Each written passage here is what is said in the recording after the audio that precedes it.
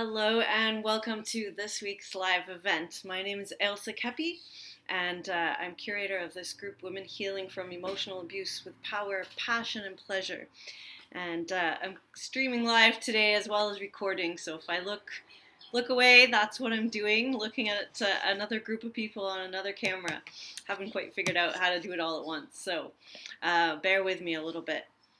So what I wanted to take time to look into today is, something that comes up a lot when I'm speaking to women on the phone or working with them through my coaching process is, why don't these relationships that we get entangled in, that we get kind of addicted to, why do we keep going back, and why don't they feel as good as we thought they would or as good as they did at the beginning? Why aren't they fulfilling us? We've been told to look for the perfect guy and it's happily ever after, and quite often when we get involved with sort of narcissists, if you will, they have this love bombing phase which people get attracted to, and it seems like it's giving us a really good relationship, but very quickly we realize that it's not really what we expected it to be. And why not? It's everything that, it sounds like it should be everything that it is. We have somebody there. Why is it not fulfilling us in that way? And this is it gets quite in depth as far as psychoanalysis goes, and the way that trauma affects us. And so what's really interesting to me is that, what we're looking for and what we're actually met with quite often at the beginning of these types of relationships is we're looking to have our needs met. And the best way I can describe these needs are infantile needs. And I don't mean that in a derogatory sense, but the sense to be nurtured, to be loved unconditionally, to be held, to be supported. You can see that those are all absolutely valid human needs, but they're needs that we have as children quite often. And our first rupture from those needs quite often, or betrayal, is in our family of origin, where our caregivers just weren't able to be there for us and fulfill those needs in a way that was good enough for us to, come out of childhood with a kind of healthy attachment profile. And so if we didn't get those needs met, or they were betrayed, or there was some kind of dysfunctional family background, which, a lot of us have grown up with, we're still looking to have those types of needs met. And so a lot of us are walking around getting attracted to other people that are wanting to have those needs met too. And we get entangled in this kind of codependent relationship where we kind of go between acting as the adult and acting as the child. And then we maybe switch roles back and forth a number of times. But those types of relationships are not a healthy adult to adult relationship.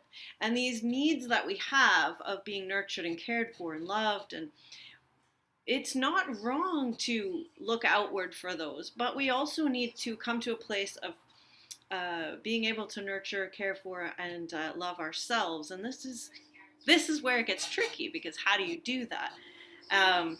So we kind of sometimes indulge in this substitute. It seems like it's giving us the best way of doing things, and it seems like the person saying they love us and they're there for us and they're gonna make our world brighter and better and everything.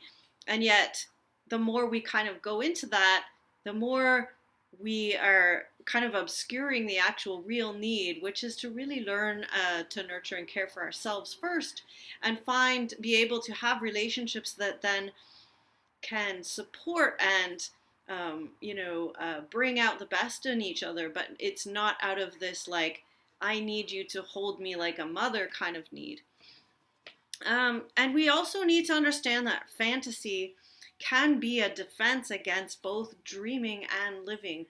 And this is by Winnicott, who was a psychoanalyst, I think a few decades ago, but wrote a lot about this. And, one thing I have to pretty much always work through with clients is this idea that, the fantasy, what fantasy do we have to come to terms with? What fantasy are we projecting onto this other person? Whether it's they're my rescuer, they're my knight in shining armor, they're a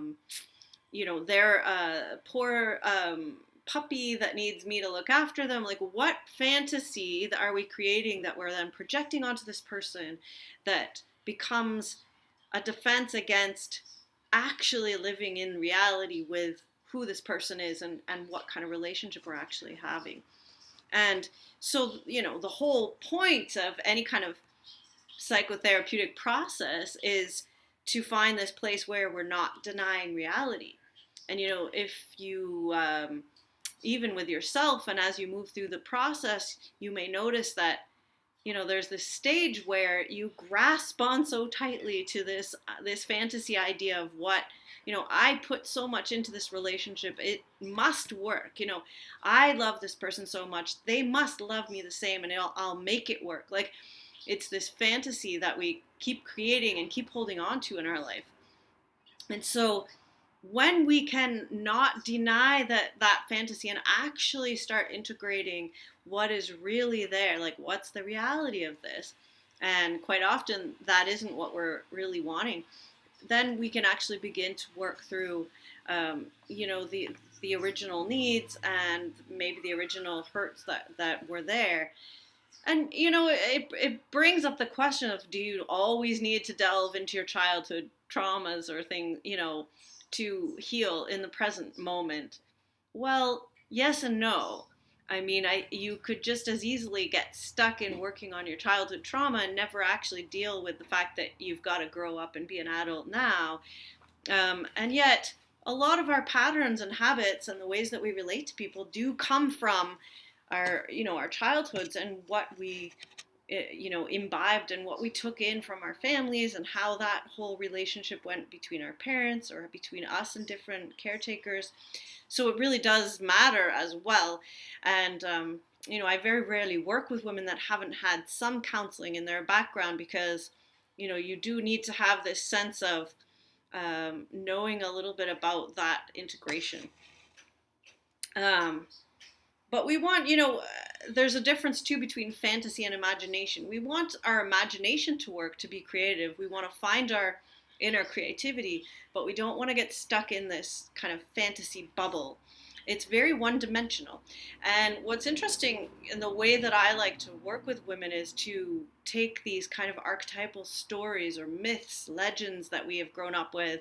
The legend of Psyche and Eros is a great example of, there's this kind of being seduced into this bubble. So what happens often when we're traumatized is that we create this inner seducer, this inner lover, if you will, protector, that seduces us into this fantasy world, which is very one-dimensional, but quite often, so it takes us out of reality. Like, perhaps you had a really traumatic time in your life, or you've been through a lot of abuse, and this self-care system is actually trying to help you by taking you out of reality, building up this fantasy in your head quite often, in your spirit dream world. And, it's a self-care system in that it kind of loves you, wants the best for you. And so you fall in love with this idea.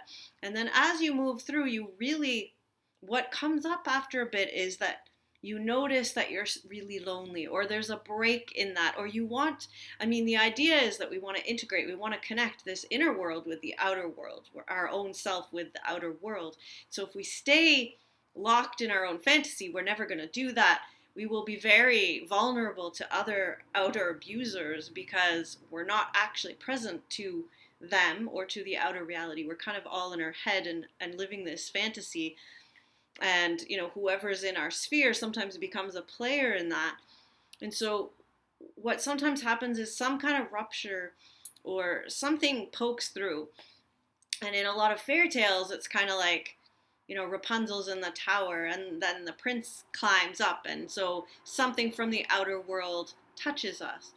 Quite often it's, your therapist or a coach or somebody that you're working with through the trauma might begin to touch into and connect with where your fantasy lover for is, and to your protector, and touch in on that. And then of course, in most of these stories, it's not a happily ever after right away kind of thing.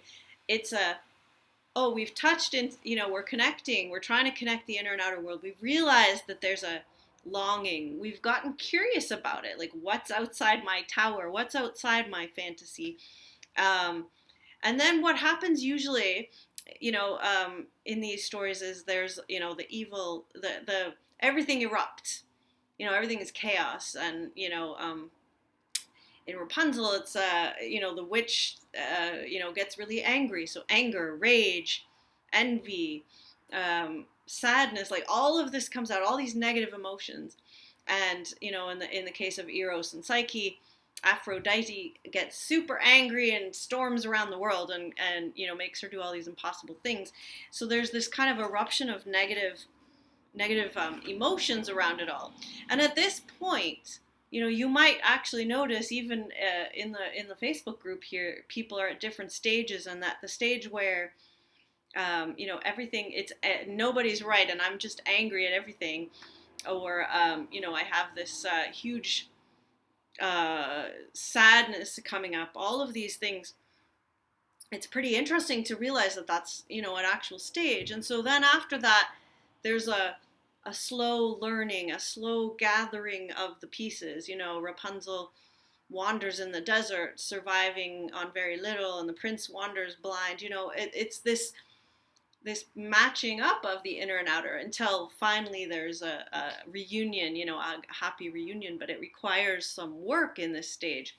And so, for myself, when I'm looking for people that are ready for the work that I'm, offering, it's kind of, when are they at that stage? When have they had this rupture? When are they feeling all the feels, and yet they don't, then they're at that stage of finding pieces of themselves.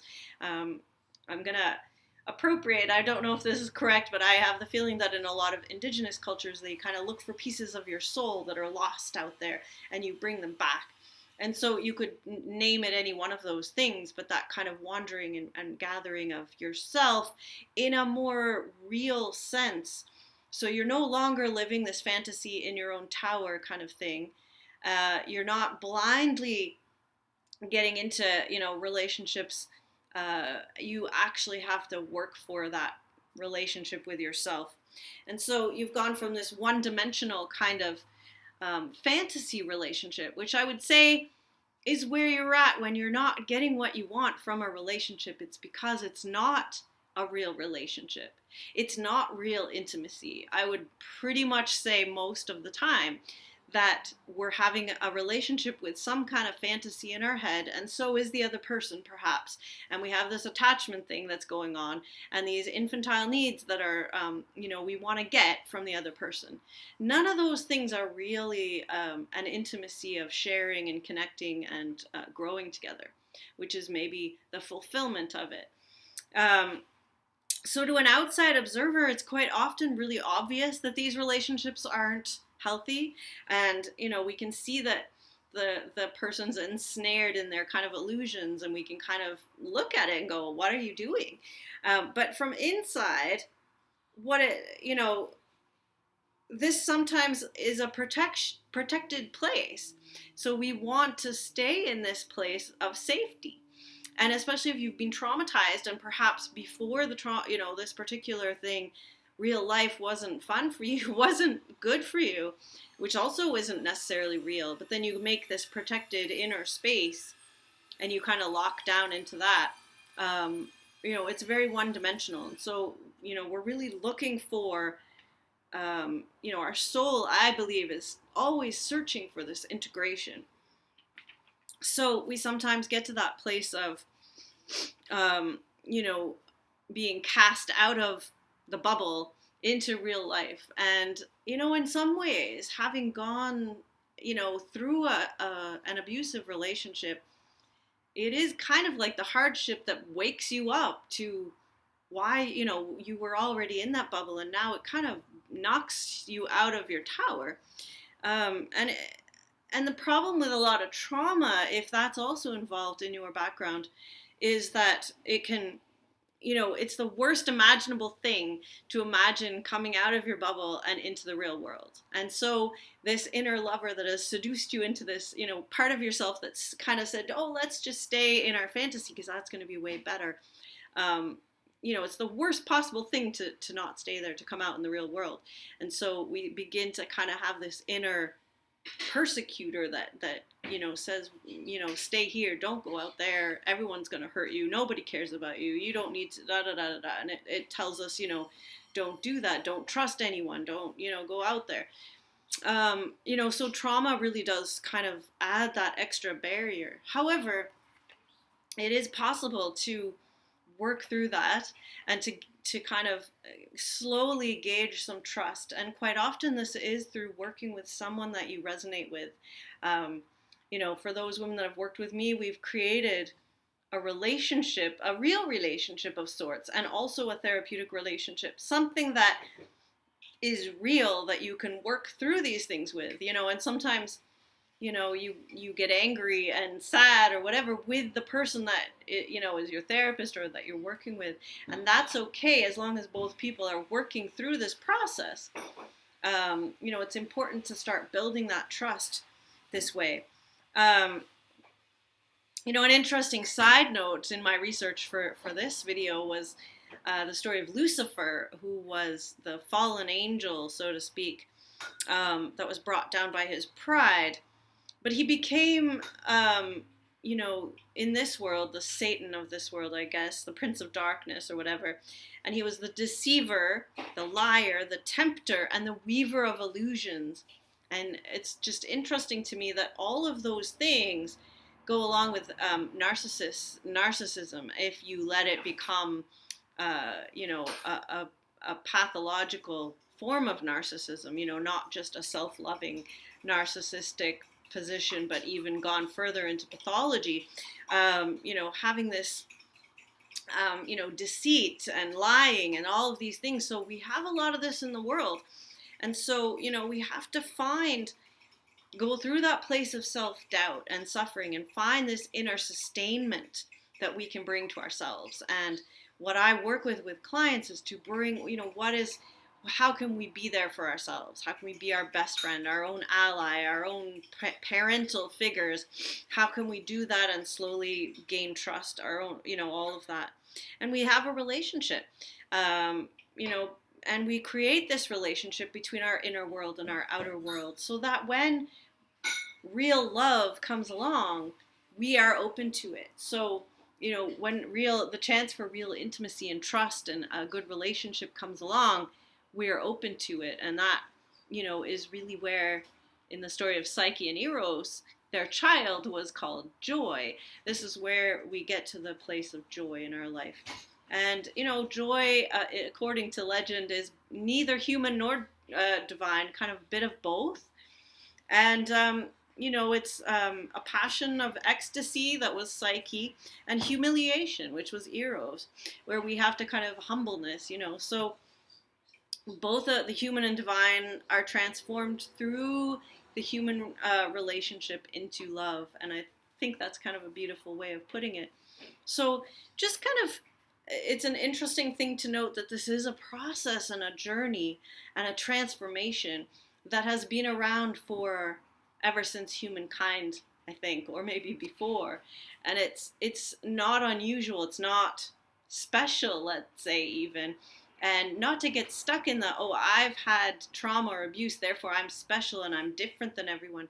This kind of transformative process has been growing, the way that we develop into a real wise adult for eons. And so abusive relationships become a catalyst for this kind of, this exploration, this curiosity.